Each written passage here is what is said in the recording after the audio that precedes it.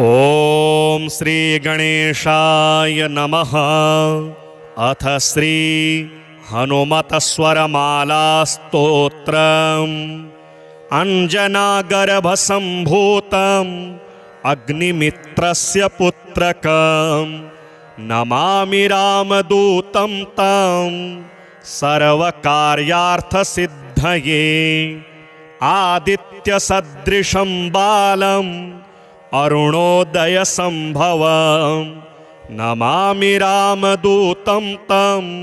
सर्वकार्यार्थसिद्धये। इंगितज्ञस्य रामस्य दूतकार्यपरायणं नमामि रामदूतं तं सर्वकार्यार्थसिद्धये। ईश्वरस्यांशसम्भूतम् ईषणारहितं हरिं नमामि रामदूतं तं सर्वकार्यार्थसिद्धये। उदधिक्रमणं वीरम् उदारचरितं विभुं नमामि रामदूतं तं सर्वकार्यार्थसिद्धये। ऊरो वेगोत्थिता वृक्षा मुहूर्तं कपिमन्वयुः नमामि रामदूतं तं सर्वकार्यार्थसिद्धये। ऋक्षाखाध्यायिनं शान्तं मृग्यमाणपदार्चितं नमामि रामदूतं तं सर्वकार्यार्थसिद्धये। ऋकाराद्यक्षरोत्पत्ति ज्ञानपूरितमानसं नमामि रामदूतं तं सर्वकार्यार्थसिद्धये। ऋ इत्यादि वर्णानाम् उच्चारणविधायकं नमामि रामदूतं तं सर्वकार्यार्थसिद्धये। एधमान शरीरं तं राजमानमुखाकृतिं नमामि रामदूतं तं सर्वकार्यार्थसिद्धये। एक्ष्वाकुकुलवीरस्य रामस्य प्रियपात्रकं नमामि रामदूतं तं सर्वकार्यार्थसिद्धये। ओषधाद्रिसमानीत दिव्यौषधिसमन्वितं नमामि रामदूतं तं सर्वकार्यार्थसिद्धये। औत्सुक्यमात्रकालेन शत्रुक्षयकरं विभुं नमामि रामदूतं तं सर्वकार्यार्थसिद्धये। अंजनागर्भसम्भूतम् अग्निमित्रस्य पुत्रकं नमामि रामदूतं तं सर्वकार्यार्थसिद्धये। आदित्यसदृशं बालम् अरुणोदयसम्भवं नमामि रामदूतं तं सर्वकार्यार्थसिद्धये। इंगितज्ञस्य रामस्य दूतकार्यपरायणं नमामि रामदूतं तं सर्वकार्यार्थसिद्धये। ईश्वरस्यांशसम्भूतम् ईषणारहितं हरिं नमामि रामदूतं तं सर्वकार्यार्थसिद्धये। उदधिक्रमणं वीरम् उदारचरितं विभुं नमामि रामदूतं तं सर्वकार्यार्थसिद्धये। ऊरो वेगोत्थिता वृक्षा मुहूर्तं कपिमन्वयुः नमामि रामदूतं तं सर्वकार्यार्थसिद्धये। ऋक्षाखाध्यायिनं शान्तं मृग्यमाणपदार्चितं नमामि रामदूतं तं सर्वकार्यार्थसिद्धये। ऋकाराद्यक्षरोत्पत्ति ज्ञानपूरितमानसं नमामि रामदूतं तं सर्वकार्यार्थसिद्धये। ऋ इत्यादि वर्णानाम् उच्चारणविधायकं नमामि रामदूतं तं सर्वकार्यार्थसिद्धये। एधमान शरीरं तं राजमानमुखाकृतिं नमामि रामदूतं तं सर्वकार्यार्थसिद्धये। एक्ष्वाकुकुलवीरस्य रामस्य प्रियपात्रकं नमामि रामदूतं तं सर्वकार्यार्थसिद्धये। ओषधाद्रिसमानीत दिव्यौषधिसमन्वितं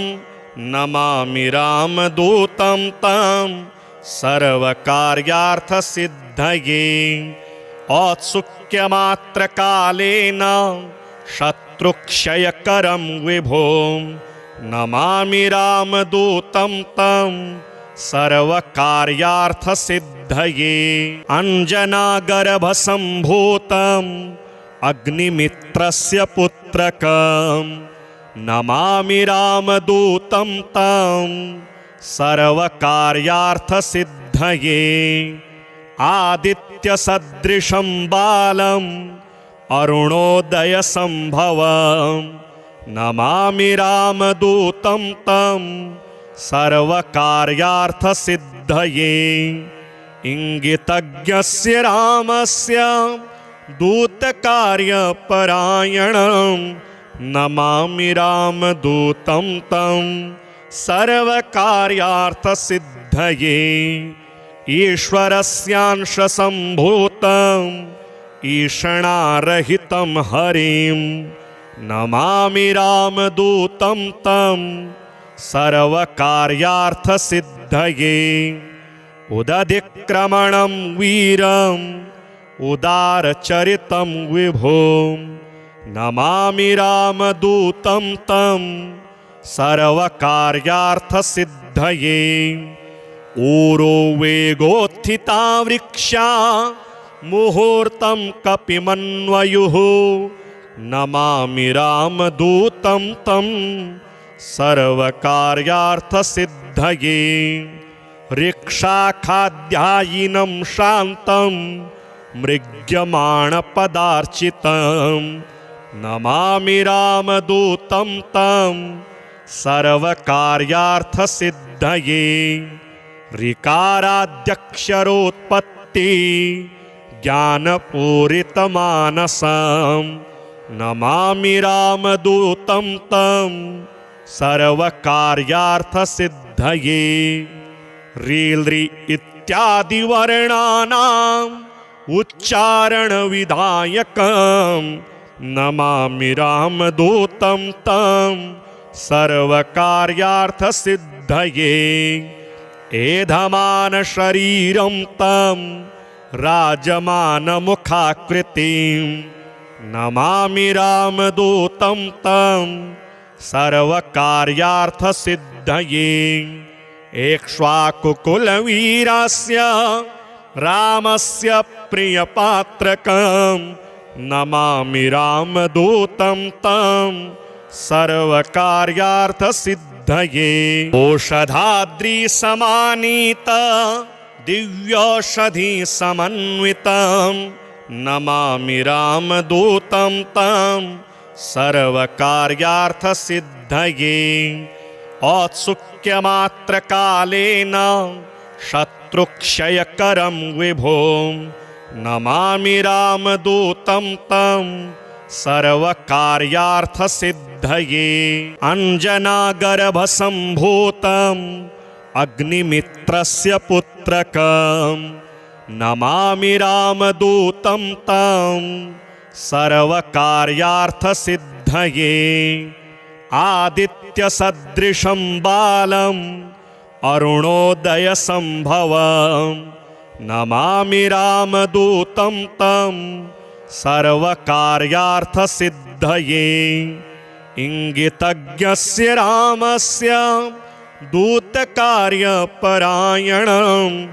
नमामि रामदूतं तं सर्वकार्यार्थसिद्धये ईश्वरस्यांशसम्भूतम् ईषणारहितं हरिं नमामि रामदूतं तं सर्वकार्यार्थसिद्धये उदधिक्रमणं वीरम् उदारचरितं विभों नमामि रामदूतं तं सर्वकार्यार्थसिद्धये ऊरो वेगोत्थिता वृक्षा मुहूर्तं कपिमन्वयुः नमामि रामदूतं तं सर्वकार्यार्थसिद्धये ऋक्षाखाद्यायिनं शान्तं मृग्यमाणपदार्चितं नमामि रामदूतं तं सर्वकार्यार्थसिद्धये ऋकाराद्यक्षरोत्पत्ति ज्ञानपूरितमानसं नमामि रामदूतं तं सर्वकार्यार्थसिद्धये रीलृ इत्यादिवर्णानाम् उच्चारणविधायकं नमामि रामदूतं तं सर्वकार्यार्थसिद्धये एधमानशरीरं तं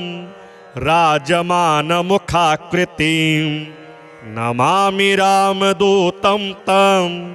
सर्वकार्यार्थसिद्धये एक्ष्वाकुकुलवीरस्य रामस्य प्रियपात्रकं नमामि रामदूतं तं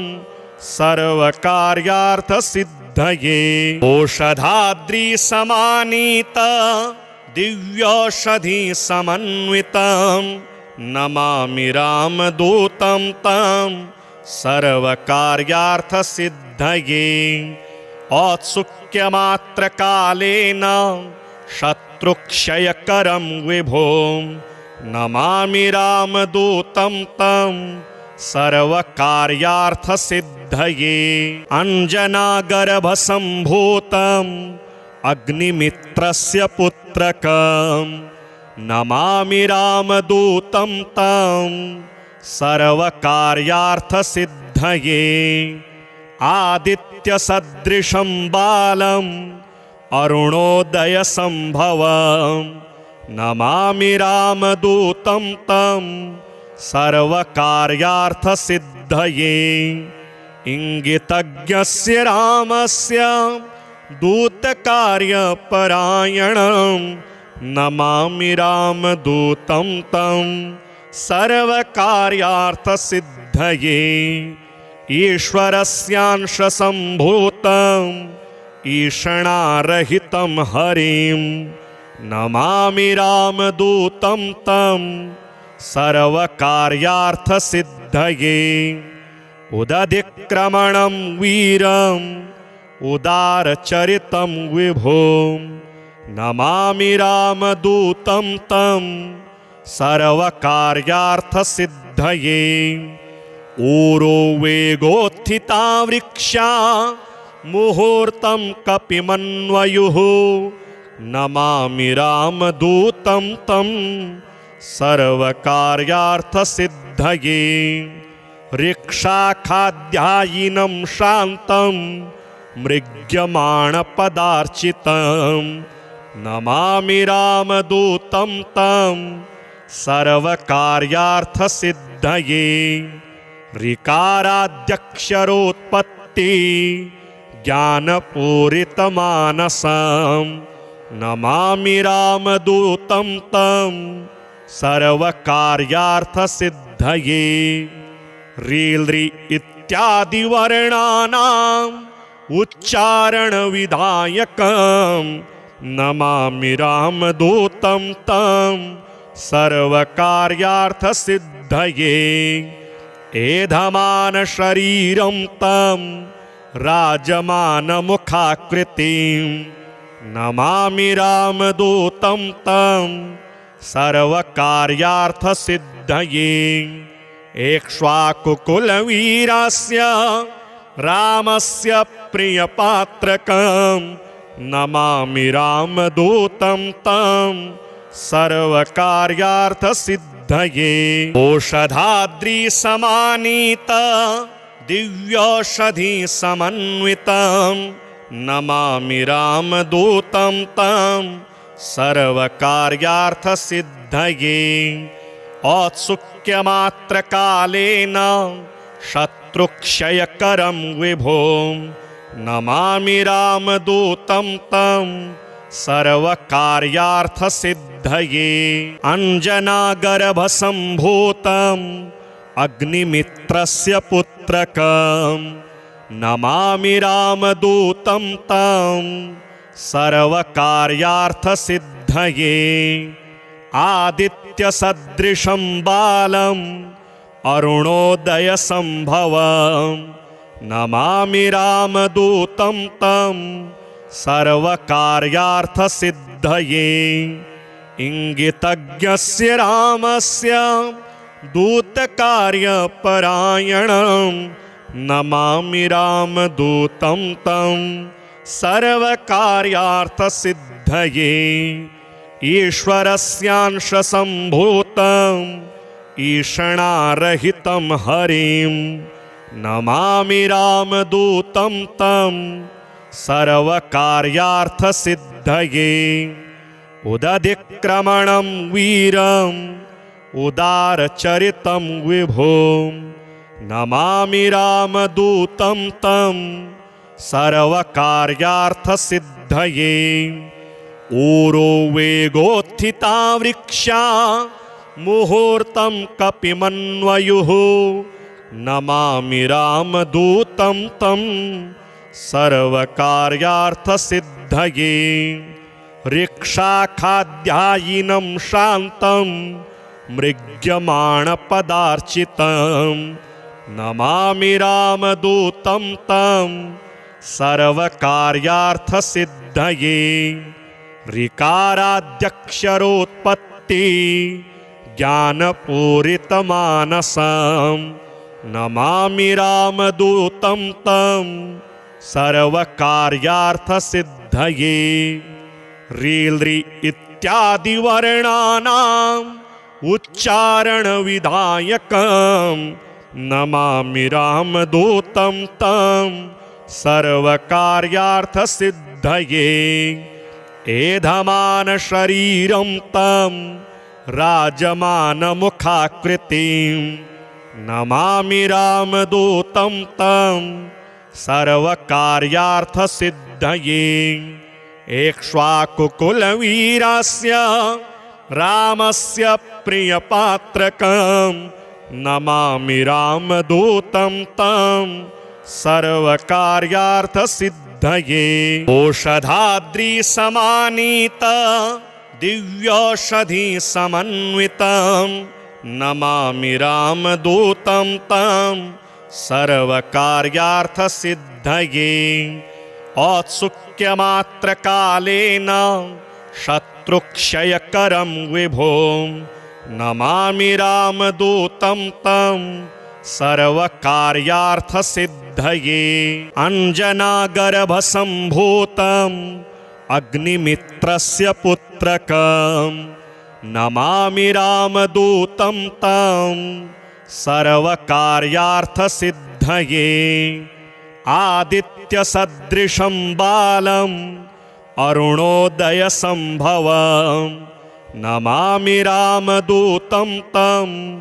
सर्वकार्यार्थसिद्धये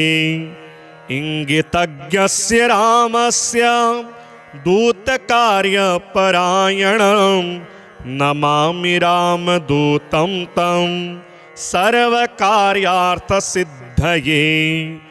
ईश्वरस्यांशसम्भूतम् ईषणारहितं हरिं नमामि रामदूतं तं सर्वकार्यार्थसिद्धये उदधिक्रमणं वीरम् उदारचरितं विभो नमामि रामदूतं तं सर्वकार्यार्थसिद्धये ऊरो वेगोत्थिता वृक्षा मुहूर्तं कपिमन्वयुः नमामि रामदूतं तं सर्वकार्यार्थसिद्धये ऋक्षाखाद्यायिनं शान्तं मृग्यमाणपदार्चितं नमामि रामदूतं तं सर्वकार्यार्थसिद्धये ऋकाराद्यक्षरोत्पत्ति ज्ञानपूरितमानसं नमामि रामदूतं तं सर्वकार्यार्थसिद्धये रीलृ इत्यादिवर्णानाम् उच्चारणविधायकं नमामि रामदूतं तं सर्वकार्यार्थसिद्धये एधमानशरीरं तं राजमानमुखाकृतिं नमामि रामदूतं तं सर्वकार्यार्थसिद्धये एक्ष्वाकुकुलवीरस्य रामस्य प्रियपात्रकं नमामि रामदूतं तं सर्वकार्यार्थसिद्धये ओषधाद्रिसमानीत दिव्यौषधिसमन्वितं नमामि रामदूतं तं सर्वकार्यार्थसिद्धये औत्सुक्यमात्रकालेन शत्रुक्षयकरं विभो नमामि रामदूतं तं सर्वकार्यार्थसिद्धये अञ्जनागर्भसम्भूतं अग्निमित्रस्य पुत्रकं नमामि रामदूतं तं सर्वकार्यार्थसिद्धये आदित्यसदृशं बालम् अरुणोदयसम्भवं नमामि रामदूतं तं सर्वकार्यार्थसिद्धये इङ्गितज्ञस्य रामस्य दूतकार्यपरायणं नमामि रामदूतं तं सर्वकार्यार्थसिद्धये ईश्वरस्यांशसम्भूतम् ईषणारहितं हरिं नमामि रामदूतं तं सर्वकार्यार्थसिद्धये उदधिक्रमणं वीरम् उदारचरितं विभो नमामि रामदूतं तं सर्वकार्यार्थसिद्धये ऊरो वेगोत्थिता वृक्षा मुहूर्तं कपिमन्वयुः नमामि रामदूतं तं सर्वकार्यार्थसिद्धये ऋक्षाखाद्यायिनं शान्तं मृग्यमाणपदार्चितं नमामि रामदूतं तं सर्वकार्यार्थसिद्धये ऋकाराद्यक्षरोत्पत्ति ज्ञानपूरितमानसं नमामि रामदूतं तं सर्वकार्यार्थसिद्धये रीलृ इत्यादिवर्णानाम् उच्चारणविधायकं नमामि रामदूतं तं सर्वकार्यार्थसिद्धये एधमानशरीरं तं राजमानमुखाकृतिं नमामि रामदूतं तं सर्वकार्यार्थसिद्धये एक्ष्वाकुकुलवीरस्य रामस्य प्रियपात्रकं नमामि रामदूतं तं सर्वकार्यार्थसिद्धये ओषधाद्रिसमानीत दिव्यौषधिसमन्वितं नमामि रामदूतं तं सर्वकार्यार्थसिद्धये औत्सुक्यमात्रकालेन शत्रुक्षयकरं विभों नमामि रामदूतं तं सर्वकार्यार्थसिद्धये अञ्जनागर्भसम्भूतम् अग्निमित्रस्य पुत्रकं नमामि रामदूतं तं सर्वकार्यार्थसिद्धये आदित्यसदृशं बालम् अरुणोदयसम्भवं नमामि रामदूतं तं सर्वकार्यार्थसिद्धये इंगितज्ञस्य रामस्य दूतकार्यपरायणं नमामि रामदूतं तं सर्वकार्यार्थसिद्धये ईश्वरस्यांशसम्भूतम् ईषणारहितं हरिं नमामि रामदूतं तं सर्वकार्यार्थसिद्धये उदधिक्रमणं वीरम् उदारचरितं विभों नमामि रामदूतं तं सर्वकार्यार्थसिद्धये ऊरो वेगोत्थिता वृक्षा मुहूर्तं कपिमन्वयुः नमामि रामदूतं तं सर्वकार्यार्थसिद्धये ऋक्षाखाध्यायिनं शान्तं मृग्यमाणपदार्चितं नमामि रामदूतं तं सर्वकार्यार्थसिद्धये ऋकाराद्यक्षरोत्पत्ति ज्ञानपूरितमानसं नमामि रामदूतं तं सर्वकार्यार्थसिद्धये रीलृ इत्यादिवर्णानाम् उच्चारणविधायकं नमामि रामदूतं तं सर्वकार्यार्थसिद्धये एधमानशरीरं तं राजमानमुखाकृतिं नमामि रामदूतं तं सर्वकार्यार्थसिद्धये एक्ष्वाकुकुलवीरस्य रामस्य प्रियपात्रकं नमामि रामदूतं तं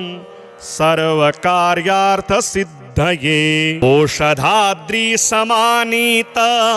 दिव्यौषधिसमन्वितं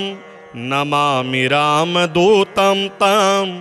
सर्वकार्यार्थसिद्धये औत्सुक्यमात्रकालेन शत्रुक्षयकरं विभों नमामि रामदूतं तं सर्वकार्यार्थसिद्धये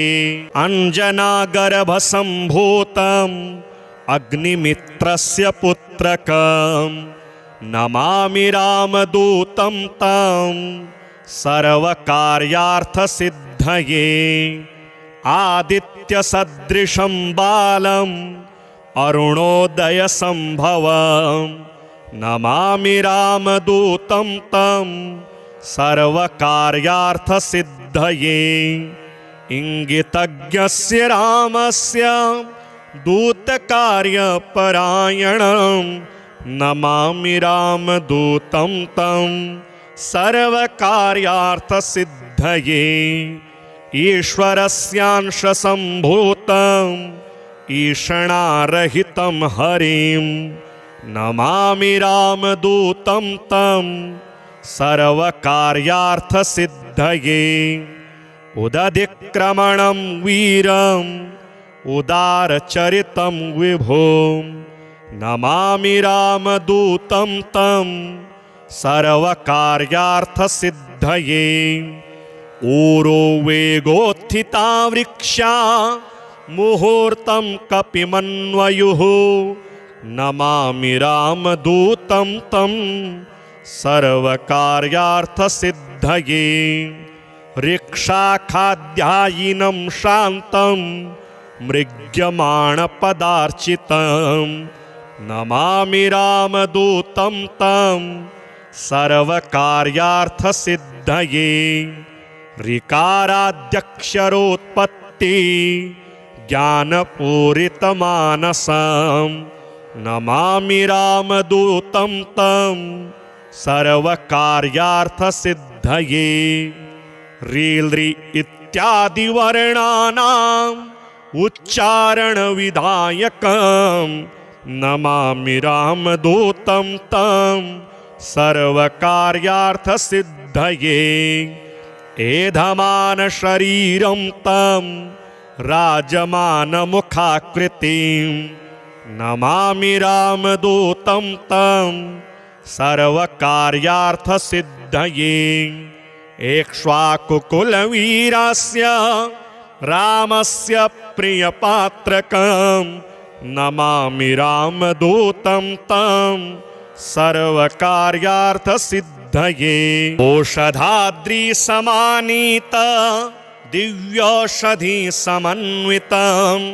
नमामि रामदूतं तं सर्वकार्यार्थसिद्धये औत्सुक्यमात्रकालेन शत्रुक्षयकरं विभों नमामि रामदूतं तं सर्वकार्यार्थसिद्धये अञ्जनागर्भसम्भूतम् अग्निमित्रस्य पुत्रकं नमामि रामदूतं तं सर्वकार्यार्थसिद्धये आदित्यसदृशं बालम् अरुणोदयसम्भवं नमामि रामदूतं तं सर्वकार्यार्थसिद्धये इङ्गितज्ञस्य रामस्य दूतकार्यपरायणं नमामि रामदूतं तं सर्वकार्यार्थसिद्धये ईश्वरस्यांशसम्भूतम् ईषणारहितं हरिं नमामि रामदूतं तं सर्वकार्यार्थसिद्धये उदधिक्रमणं वीरम् उदारचरितं विभों नमामि रामदूतं तं सर्वकार्यार्थसिद्धये ऊरो वेगोत्थिता वृक्षा मुहूर्तं कपिमन्वयुः नमामि रामदूतं तं सर्वकार्यार्थसिद्धये ऋक्षाखाद्यायिनं शान्तं मृग्यमाणपदार्चितं नमामि रामदूतं तं सर्वकार्यार्थसिद्धये ऋकाराद्यक्षरोत्पत्ति ज्ञानपूरितमानसं नमामि रामदूतं तं सर्वकार्यार्थसिद्धये रीलृ इत्यादिवर्णानाम् उच्चारणविधायकं नमामि रामदूतं तं सर्वकार्यार्थसिद्धये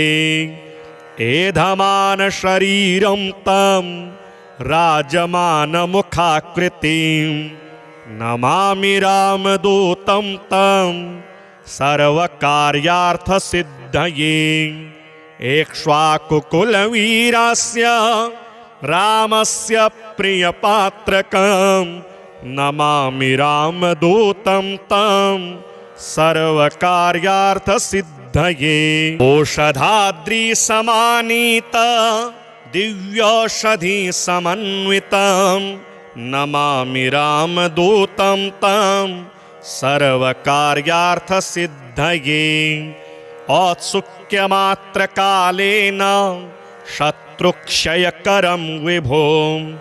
नमामि रामदूतं तं सर्वकार्यार्थसिद्धये अञ्जनागर्भसम्भूतम् अग्निमित्रस्य पुत्रकं नमामि रामदूतं तं सर्वकार्यार्थसिद्धये आदित्यसदृशं बालम् अरुणोदयसम्भवं नमामि रामदूतं तं सर्वकार्यार्थसिद्धये इंगितज्ञस्य रामस्य दूतकार्यपरायणं नमामि रामदूतं तं सर्वकार्यार्थसिद्धये ईश्वरस्यांशसम्भूतं ईषणारहितं हरिं नमामि रामदूतं तं सर्वकार्यार्थसिद्धये उदधिक्रमणं वीरम् उदारचरितं विभों नमामि रामदूतं तं सर्वकार्यार्थसिद्धये ऊरो वेगोत्थिता वृक्षा मुहूर्तं कपिमन्वयुः नमामि रामदूतं तं सर्वकार्यार्थसिद्धये ऋक्षाखाध्यायिनं शान्तं मृग्यमाणपदार्चितं नमामि रामदूतं तं सर्वकार्यार्थसिद्धये ऋकाराद्यक्षरोत्पत्ति ज्ञानपूरितमानसं नमामि रामदूतं तं सर्वकार्यार्थसिद्धये रील्रि इत्यादि वर्णानाम् उच्चारणविधायकं नमामि रामदूतं तं सर्वकार्यार्थसिद्धये एधमानशरीरं तं राजमानमुखाकृतिं नमामि रामदूतं तं सर्वकार्यार्थसिद्धये एक्ष्वाकुकुलवीरस्य रामस्य प्रियपात्रकं नमामि रामदूतं तं सर्वकार्यार्थसिद्धये ओषधाद्रिसमानीत दिव्यौषधिसमन्वितं नमामि रामदूतं तं सर्वकार्यार्थसिद्धये औत्सुक्यमात्रकालेन शत्रुक्षयकरं विभों नमामि रामदूतं तं सर्वकार्यार्थसिद्धये अञ्जनागर्भसम्भूतम् अग्निमित्रस्य पुत्रकं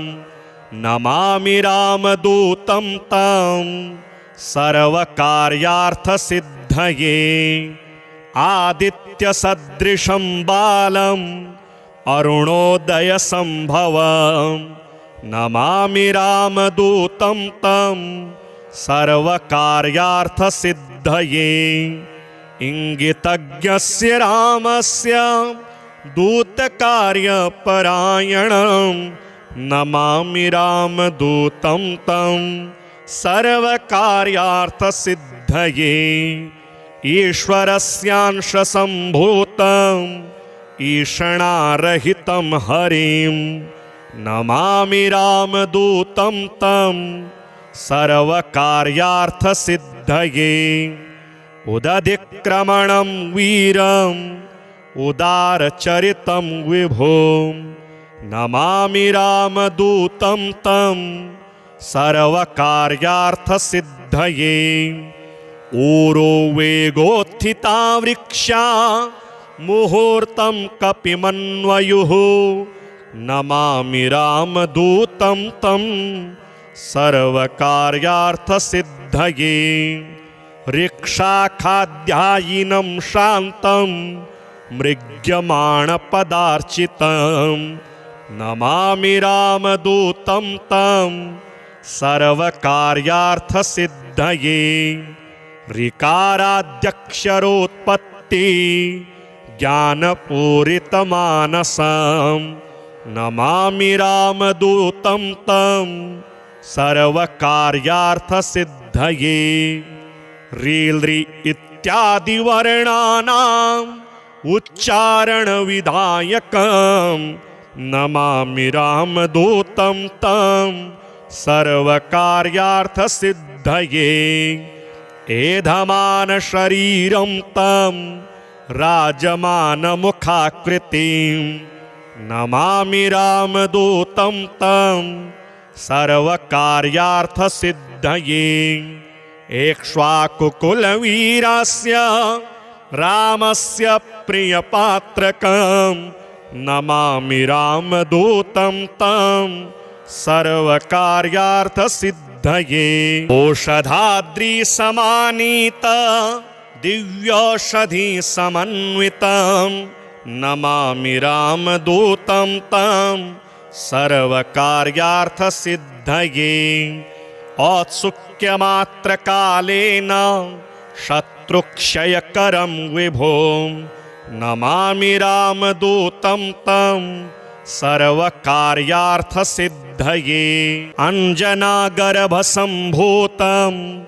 अग्निमित्रस्य पुत्रकं नमामि रामदूतं तं सर्वकार्यार्थसिद्धये आदित्यसदृशं बालम् अरुणोदयसम्भवं नमामि रामदूतं तं सर्वकार्यार्थसिद्धये इंगितज्ञस्य रामस्य दूतकार्यपरायणं नमामि रामदूतं तं सर्वकार्यार्थसिद्धये ईश्वरस्यांशसम्भूतम् ईषणारहितं हरिं नमामि रामदूतं तं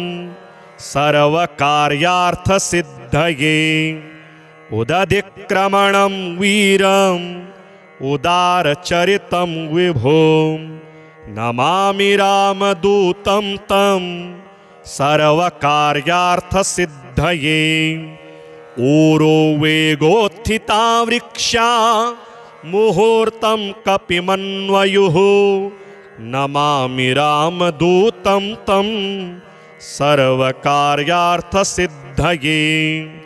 ऋक्षाखाद्यायिनं शान्तं मृग्यमाणपदार्चितं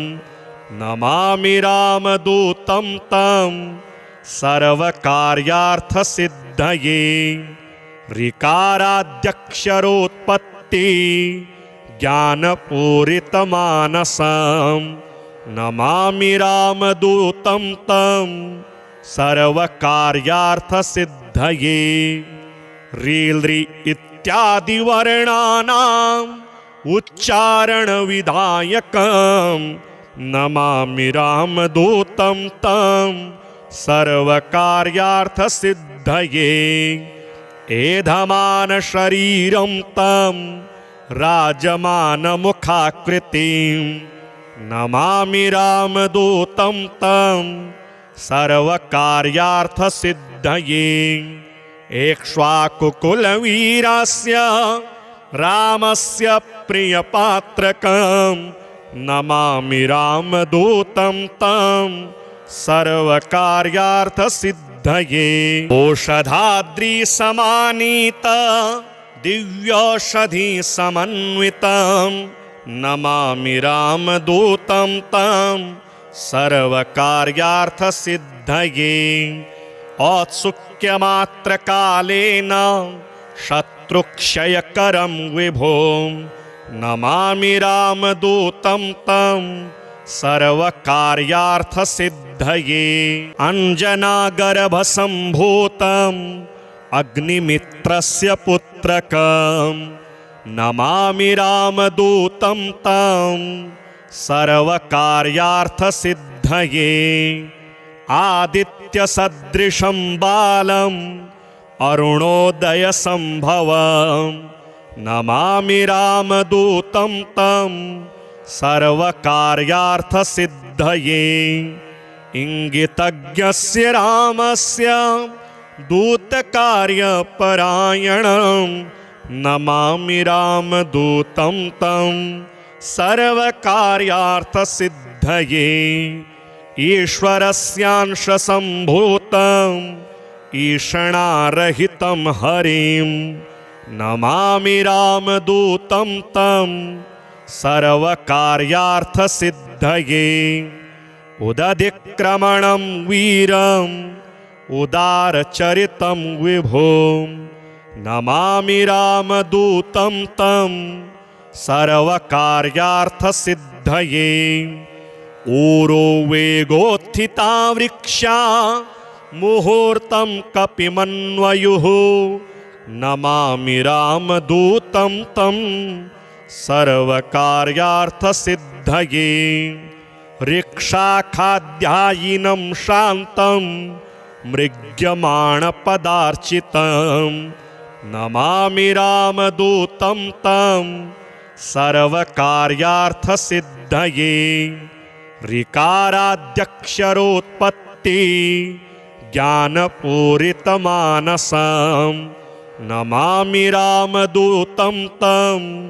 सर्वकार्यार्थसिद्धये रीलृ इत्यादिवर्णानाम् उच्चारणविधायकं नमामि रामदूतं तं सर्वकार्यार्थसिद्धये एधमानशरीरं तं राजमानमुखाकृतिं नमामि रामदूतं तं सर्वकार्यार्थसिद्धये एक्ष्वाकुकुलवीरस्य रामस्य प्रियपात्रकं नमामि रामदूतं तं सर्वकार्यार्थसिद्धये ओषधाद्रिसमानीत दिव्यौषधिसमन्वितं नमामि रामदूतं तं सर्वकार्यार्थसिद्धये औत्सुक्यमात्रकालेन शत्रुक्षयकरं विभों नमामि रामदूतं तं सर्वकार्यार्थसिद्धये अञ्जनागर्भसम्भूतं अग्निमित्रस्य पुत्रकं नमामि रामदूतं तं सर्वकार्यार्थसिद्धये आदित्यसदृशं बालम् अरुणोदयसम्भवं नमामि रामदूतं तं सर्वकार्यार्थसिद्धये इंगितज्ञस्य रामस्य दूतकार्यपरायणं नमामि रामदूतं तं सर्वकार्यार्थसिद्धये ईश्वरस्यांशसम्भूतम् ईषणारहितं हरिं नमामि रामदूतं तं सर्वकार्यार्थसिद्धये उदधिक्रमणं वीरम्